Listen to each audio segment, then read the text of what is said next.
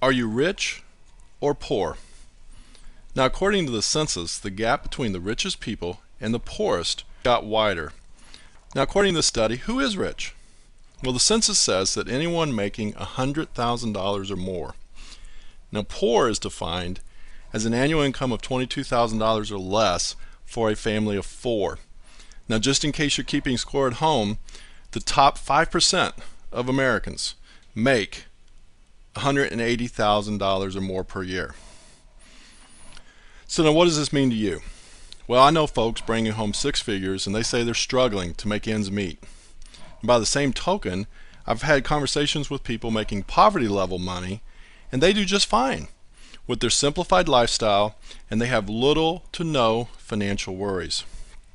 Now, on the same topic, I was watching a news TV show and the guest expert was explaining 1 out of 7 Americans are now living in poverty. 1 out of 7. Now, I thought that was a pretty big number, so I kept listening, and he said something very interesting. With all the new technology and modern innovations over the last 2 to 3 decades, being poor is not what it used to be. This expert cited access to conveniences such as air conditioning, transportation, computers, cable or satellite TV, just to name a few. So why should we care? Well, for starters, our country is engaged in a rich or poor debate.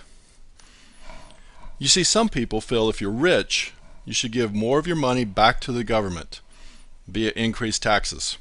So they, the government, can offer various services and programs to help those with lower incomes, the poor.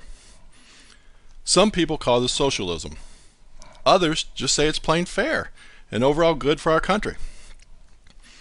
Then there's another group of folks who believes that the people with money, the rich, should keep more of what they earn and decide for themselves how to spend their own money.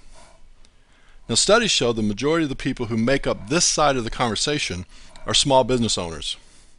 And when you lump all the small business owners together, they're a major economic engine providing better opportunities for those with less money. So at the end of the day, how rich or poor is defined by the politicians will have an impact on all of us.